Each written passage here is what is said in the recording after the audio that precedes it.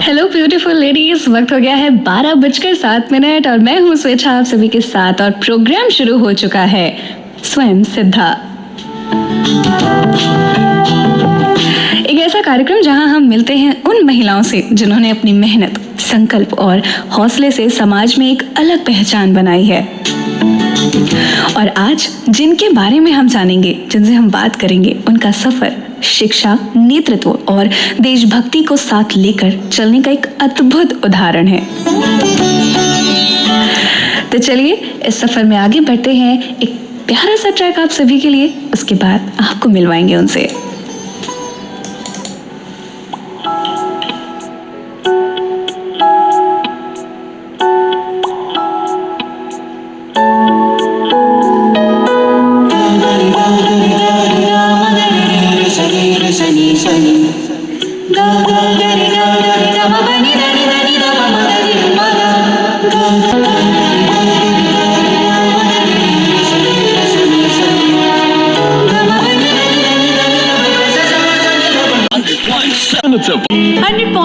FM Rainbow, धड़कन लखनऊ की।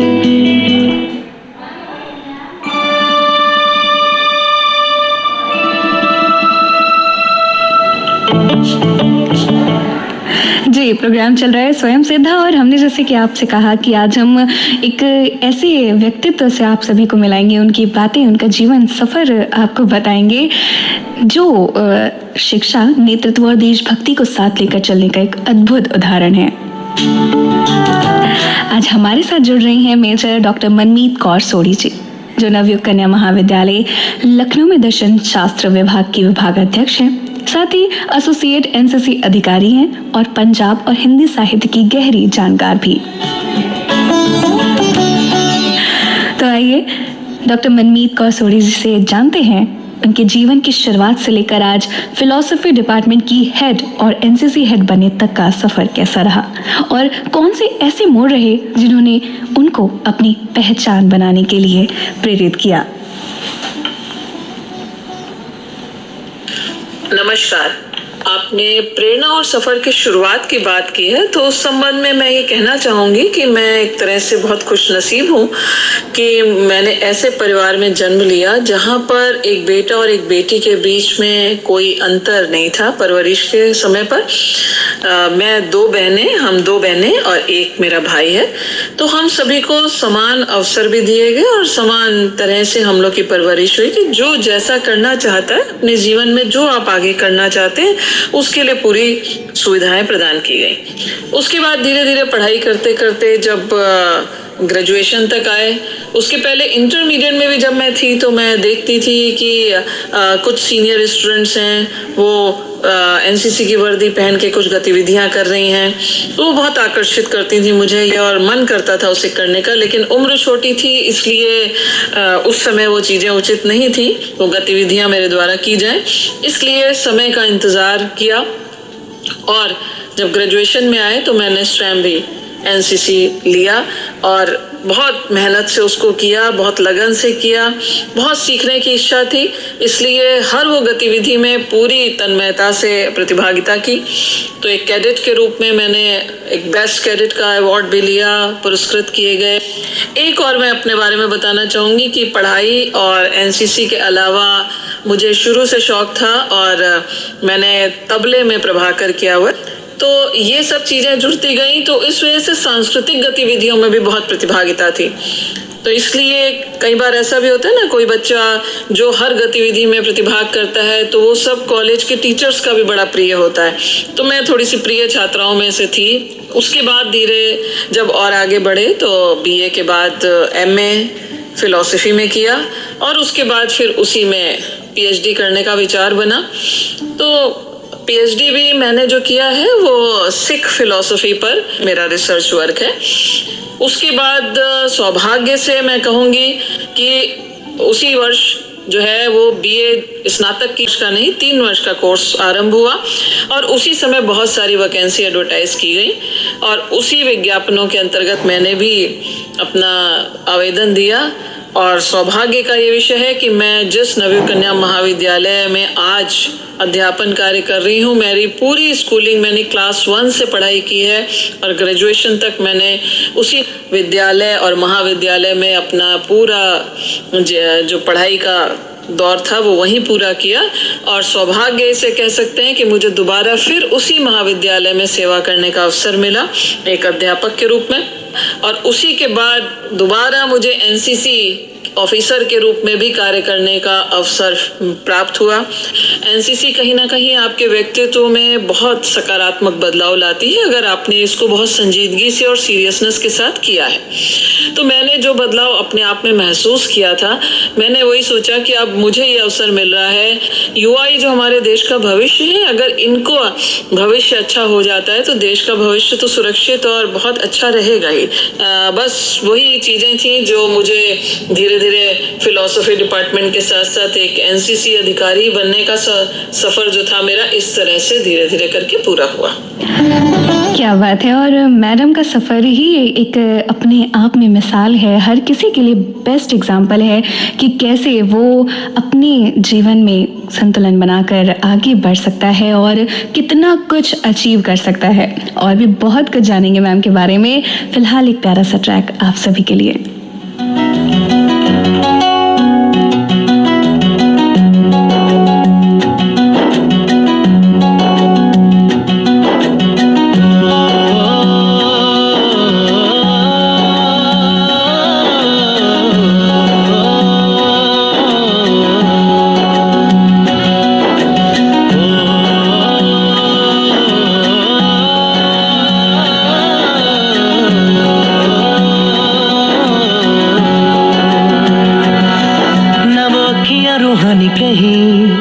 ना वो चेहरा नूरानी कहीं दिल वाली बातें भी ना वो सजरी जवानी कहीं जग घूमे थारे जैसा ना कोई, जग घूमे थारे जैसा ना कोई। ना तो हंसना रुमानी कहीं, ना तो खुशबू सुहानी कहीं, ना वो रंगली यादें देखी, ना वो प्यारी सी नादानी कहीं। जैसी तू है वैसी रहना, जग घूमे थारे जैसा ना कोई, जग घूमे थारे जैसा ना कोई।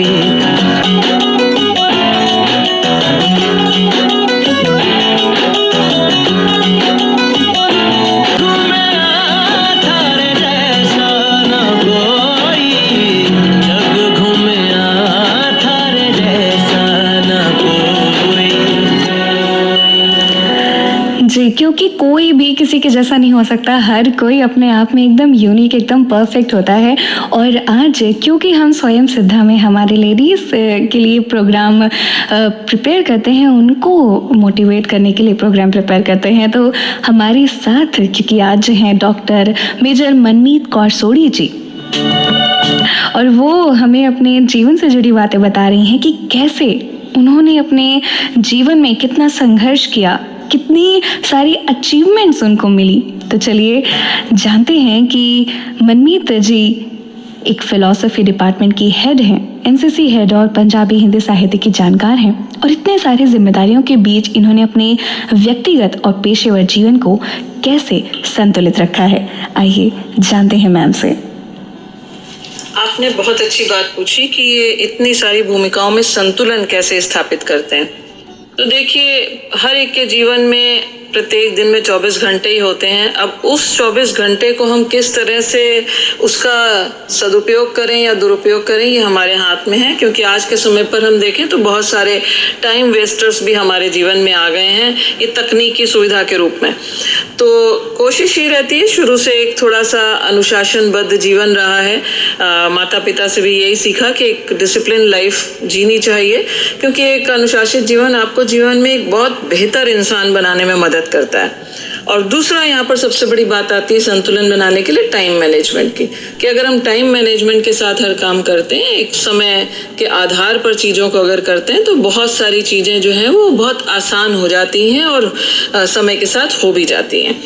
तो एक डिपार्टमेंट की हेड के तौर पर अपने शैक्षणिक कार्यों को मैं करती हूँ और साथ ही साथ एनसीसी ऑफिसर के रूप में एनसीसी गतिविधियाँ करनी हैं। तो एनसीसी में भी एक क्योंकि प्रमाण पत्र परीक्षाएं भी होती हैं, इसलिए उसमें भी इनका पूरा सिलेबस होता है। तो उस सिलेबस के अनुसार इनको पूरा प्रशिक्षण देना, इनकी भी लगातार क्लासेस होती हैं, कैंप्स में भी उनके साथ प्रतिभाग करना और बहुत सारी सामाजिक गतिविधियाँ। तो इन सबके साथ जब आपके मन का काम होता है ना, मुझे कहीं ये लगता है, तो वो आप उसको करने में एक मानसिक दबाव नहीं महसूस करते। और ये सब ऐसा है कि मुझे लगता है कि छात्राओं के साथ और युवा छात्राओं के साथ काम करने पर मैं कई बार उनसे बोलती हूँ कि मैं आपसे ऊर्जा लेती हूँ। और जहाँ तक पंजाबी हिंदी साहित्य की बात है, तो शुरू से वो शौक रहा। और क्योंकि आपको ये भी बताऊंगी कि गर्मी की छुट्टियों में विभिन्न प्रकार के सामाजिक संस्थाओं से जुड़ कर के कुछ समाज के लिए बेहतर करने का जो एक दिल में था, वो मुझे माता पिता से ही मिला। वो भी शुरू में इस तरह की गतिविधियां करते थे कि जब हमारी गर्मी की छुट्टियां हो, बच्चों के स्कूल की छुट्टियां हो, तो उस समय कुछ समाज में ऐसे लोगों के लिए भी कुछ बेहतर उनके जीवन को बेहतर बनाने के लिए भी कुछ किया जा सके। तो इस तरह की चीजें करते आए, इसलिए छोटे छोटे साहित्य भी लिखते रहे। और जो मेरा रिसर्च वर्क है उसको उत्तर प्रदेश शासन ने भी उसका प्रकाशन किया है, तो वो भी किताब के रूप में है। तो कुछ किताबों की रचना भी मैंने की, कुछ छोटे आर्टिकल्स के द्वारा एक रिसर्च वर्क पूरी पुस्तक के रूप में है। और विभिन्न मुद्दों पर, समसामयिक मुद्दों पर विभिन्न लेख और संवाद आयोजित होते रहते हैं या प्रकाशन होते रहते हैं। तो इस तरह का मुझे थोड़ा सा शायद आत्मसंतुष्टि मिलती है, क्योंकि आपके मन का जब काम होता है ना, तो वो एक बोझ नहीं लगता और वो आपकी और एनर्जी को बढ़ा देता है। और साथ ही साथ आपने ये भी बात कही कि एक व्यक्तिगत और पेशेवर जीवन में कैसे संतुलन बैठता है।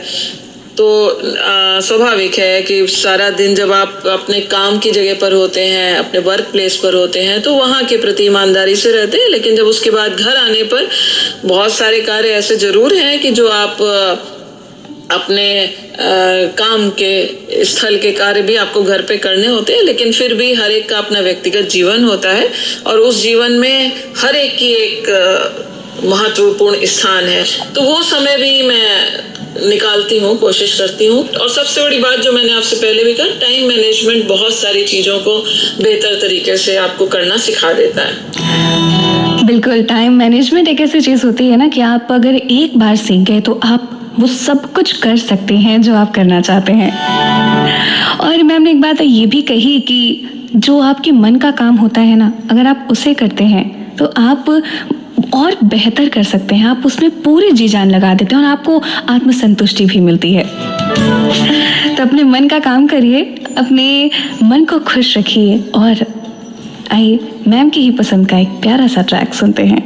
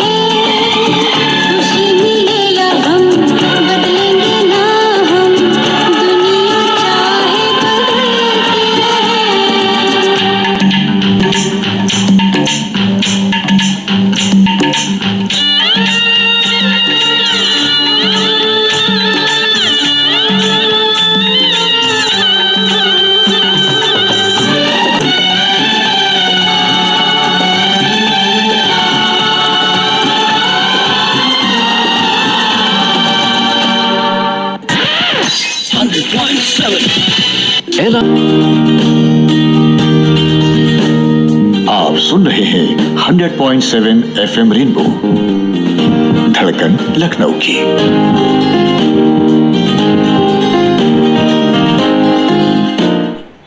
जी हाँ, धड़कन लखनऊ की सुन रहे हैं आप और 12:36 का वक्त हो गया है। प्रोग्राम चल रहा है स्वयं सिद्धा। आज आपके साथ में हूँ स्वेच्छा और हमारे साथ से जुड़ी हुई हैं मेजर डॉक्टर मनमीत कौर सोढ़ी जी, जिनका सफ़र शिक्षा, नेतृत्व और देशभक्ति को साथ लेकर चलने का एक अद्भुत उदाहरण है, जैसा कि मैंने आपसे एक बार और कहा। और अब आइए जानते हैं कि मैम ने शिक्षा, एनसीसी और साहित्य तीनों क्षेत्रों में शानदार उपलब्धियां हासिल की हैं।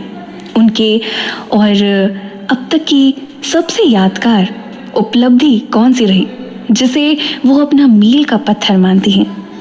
आइए जानते हैं कि मैम क्या कहती हैं इस बारे में।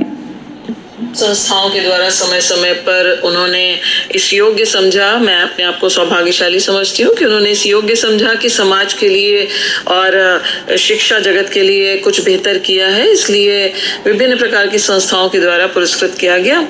जहाँ तक एनसीसी की बात है तो ये मुझे बहुत, क्योंकि मेरे बहुत मन के करीब भी है इस तरह की, क्योंकि उसमें शैक्षणिक के साथ साथ यानी सैन्य शिक्षा के साथ साथ बहुत सारी सामाजिक गतिविधियाँ और एडवेंचर एक्टिविटीज़ भी करने का मौका, यानी साहसिक अभियान का भी मौका मिलता है। तो जो मैंने उसको जितने मनोयोग से आज तक किया है, तो उसको देखते हुए मुझे खुशी है ये बताते हुए कि मुझे एनसीसी महानिदेशक का प्रशंसा पत्र और बैज प्राप्त हो चुका है। उसके बाद ये राष्ट्रीय स्तर के पुरस्कार हैं और उसी प्रकार उसके बाद मुझे रक्षा सचिव का प्रशंसा पत्र और पदक प्राप्त हो चुका है। और सबसे महत्वपूर्ण उपलब्धि अगर मैं कहूँ तो अभी 2024 में पहली बार चीफ ऑफ आर्मी स्टाफ यानी सेनाध्यक्ष का प्रशंसा पत्र और बैज जो है वो पहली बार घोषित हुआ था 2024 में एनसीसी के लिए, और सौभाग्य से मैं पहली और इकलौती ऑफिसर थी जिसको 2024 में इस सम्मान से विभूषित किया गया। और साथ ही साथ साहित्य के क्षेत्र में भी मैं कहूँ तो विभिन्न संस्थाओं के द्वारा समय समय पर जब इस तरह की गतिविधियाँ होती हैं तो उसमें सेमिनार्स में और बहुत सारे संवादों में, परिसंवाद में, इन सब में एक एक्सपर्ट के तौर पे विशिष्ट वक्ता या मुख्य वक्ता के रूप में आमंत्रित किया जाता है और ऐसा अवसर प्राप्त होता है। तो ये ही बहुत बड़ा सम्मान होता है। मुझे लगता है कि समाज के लिए आप कुछ कर रहे हैं और समाज भी उस चीज़ को कहीं ना कहीं रिकॉग्नाइज कर रहा है और समझ रहा है आपको इसके योग्य, तो यही एक बहुत बड़ा पुरस्कार होता है। और जहाँ तक मैंने तबले के विषय में आपको बताया था तो बहुत छोटे क्लास 8th में मैं थी तब मैंने प्रभाकर पूरा कर लिया था और उत्तर प्रदेश संगीत नाटक अकादमी के संभागीय जो विभिन्न प्रतियोगिताएं होती हैं उसमें तबला वादन प्रतियोगिता में मैंने लगातार कई वर्षों तक जो है वो पदक प्राप्त किए हैं।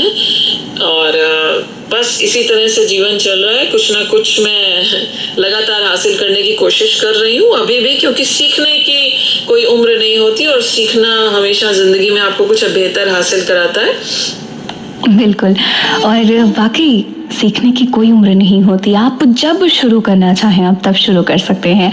और जो उपलब्धियां होती हैं ना वो बताती हैं कि आपने जीवन में कितना संघर्ष किया है, आपने कितनी मेहनत की है।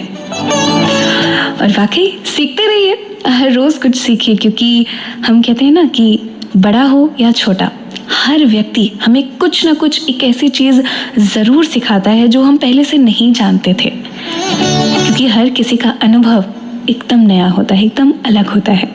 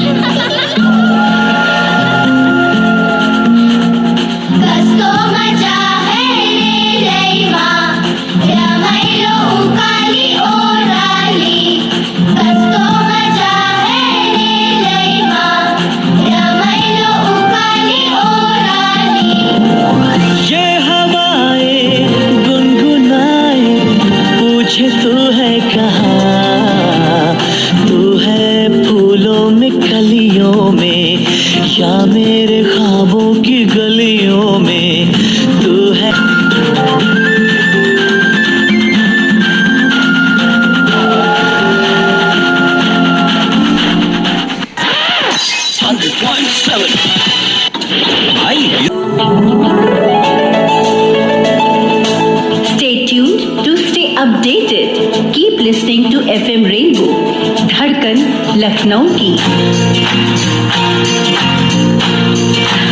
12:46 का वक्त हो रहा है। प्रोग्राम चल रहा है स्वयं सिद्धा, एक ऐसी महिला उनके बारे में जो खुद को सिद्ध करती हैं। और आज अपनी अनुभव, अपना जीवन सफर हमारे साथ साझा कर रही हैं मेजर डॉक्टर मनमीत कौर सोढ़ी जी।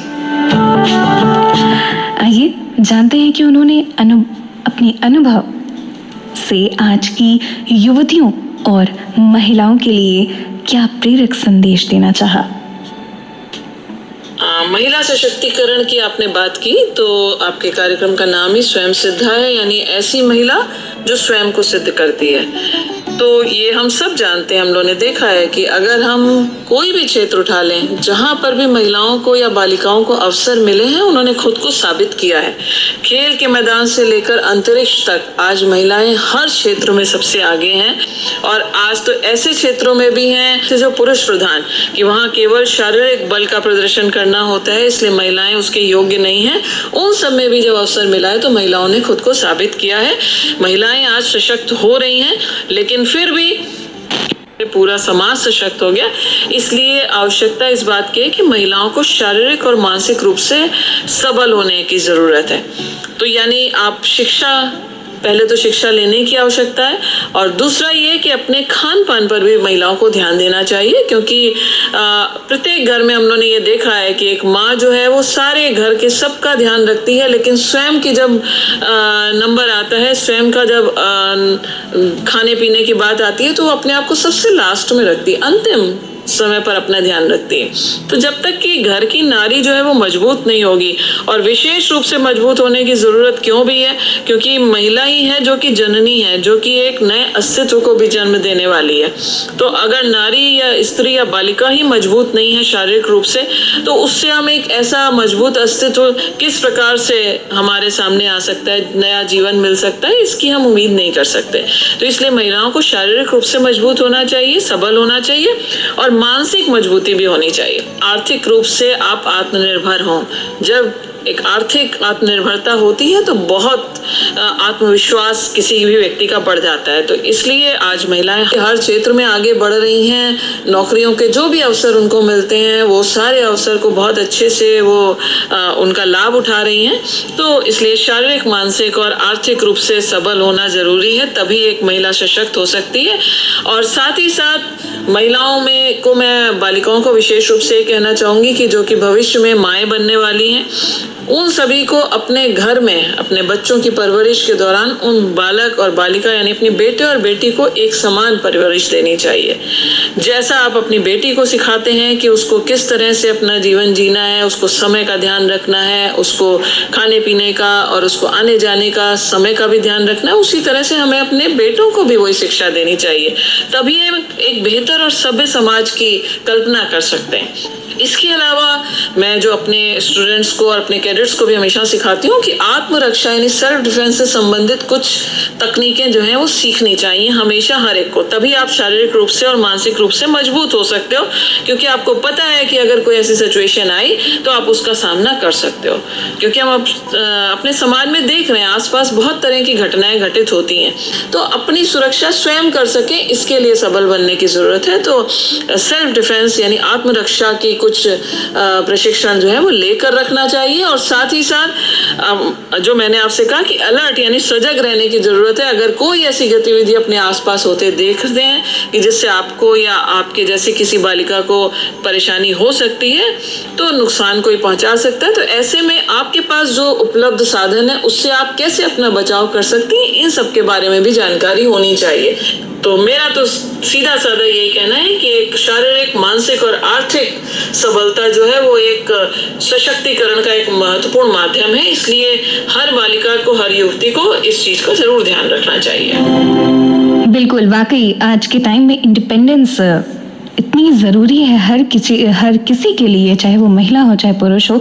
और खासकर महिलाओं की बात तब आ जाती है जब वो अपने बल पर कुछ करती है ना, उन्हें अपनी पहचान बनाती हैं, तो वो वाकई काबिल तारीफ होता है। मेरी दिल जानिया मैं शीश झुकावा, मेरी दिल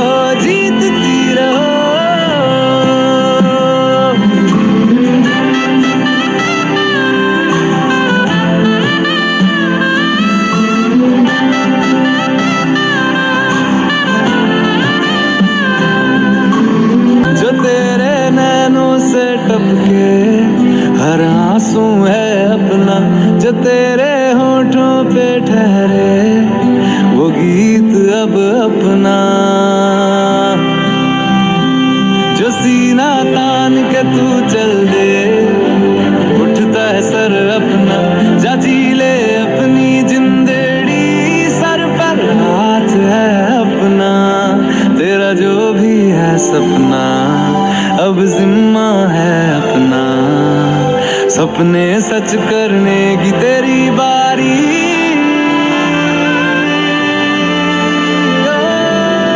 तू सारे जहां से प्यारी मेरे भारत की बेटी है सारे जहां पे भारी मेरे भारत की बेटी दिल जान है शान हमारी मेरे भारत की बेटी जीती रहो जीतती रहो।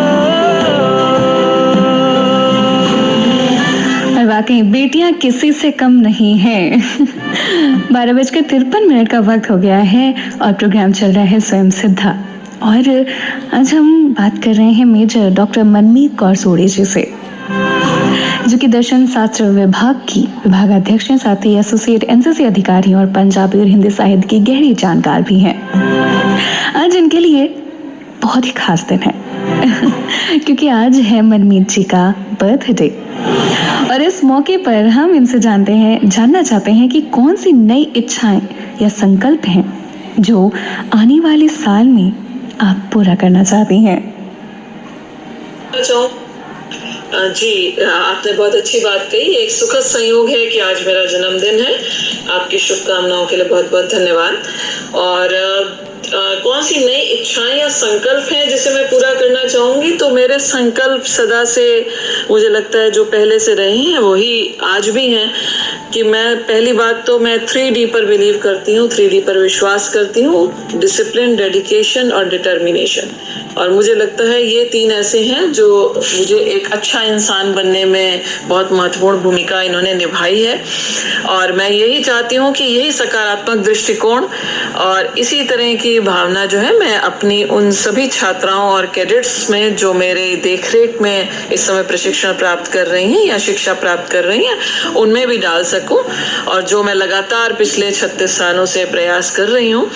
और खुशी की बात यह है कि मेरे देखरेख में या मेरे से प्रशिक्षण प्राप्त छात्राएं और कैडेट्स जो हैं वो जीवन के विभिन्न क्षेत्रों में अपने आप को साबित कर रहे हैं और कर चुके हैं, और उन्हें देखकर बहुत खुशी होती है और अपना संकल्प पूरा होता दिखता है। तो मैं चाहती हूँ कि जो इस समय भी वर्तमान में मेरे सामने छात्राएं हैं, मैं उनको भी उसी सकारात्मक दृष्टिकोण से, उसी डिटर्मिनेशन से, उसी डेडिकेशन से, उसी डिसिप्लिन के साथ इनको भी एक बेहतर भविष्य दे सकूं। और ईश्वर से यही प्रार्थना है और इतनी सी ही आशा है कि मैं जब तक जीवन रहे तब तक मैं शारीरिक और मानसिक रूप से इतनी अपने आप को सबल और सुयोग्य बनाए रख सकूं कि मैं एक बेहतर समाज बनाने के लिए एक अच्छा इंसान साबित हो सकूं। इन भविष्य की जो युवा छात्राएं हैं, जो देश का भविष्य है, इनको भी एक बेहतर इंसान बना सकूं और विकसित भारत के निर्माण में इन युवाओं का भी योगदान जो है वो अच्छा साबित हो सके। इसके लिए ईश्वर मुझे इतना सक्षम बनाए रखे। जब तक मेरा जीवन है तब तक मैं चाहती हूँ कि समाज के लिए एक अच्छा इंसान साबित हो सकूं। बिल्कुल बिल्कुल। आप सबका बहुत बहुत धन्यवाद। बहुत बहुत शुभकामनाएं मैम आपको, आपके जन्मदिन की ढेर सारी शुभकामनाएं हमारी पूरी टीम की तरफ से। और हम बस यही उम्मीद करते हैं कि आपके जो भी संकल्प हैं आप वो पूरा कर सकें। और दोस्तों, आज हमारे साथ जुड़ी थी मेजर डॉक्टर मनमीत कौर सोढ़ी जी, जिनके अनुभव और उपलब्धियां सचमुच प्रेरणादायक हैं। और हम धन्यवाद कहते हैं मैम का कि अपनी व्यस्त समय से हमारे श्रोताओं के साथ अपनी ये अद्भुत यात्रा उन्होंने साझा की। और साथ ही सभी सुनने वाली महिलाओं और युवतियों के लिए संदेश है कि अपने भीतर की शक्ति को पहचानिए, सीखते रहिए और अपने सपनों को पूरा करने का साहस रखिए, क्योंकि हर महिला खुद में स्वयं सिद्धा है। सुनते रहिए 100.7 FM रेनबो। मैं मिलूंगी आपसे ठीक 1 बजे न्यूज ब्रेक के उस पर आप सभी के फेवरेट प्रोग्राम होठों पे तेरी बात में।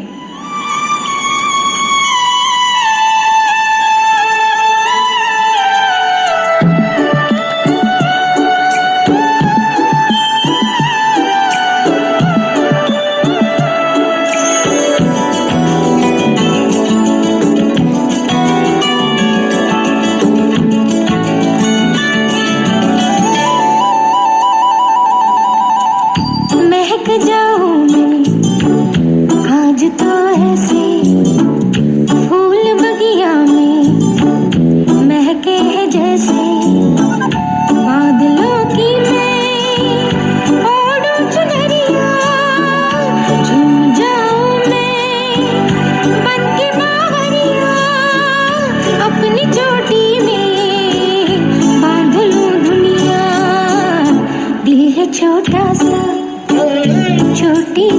नशा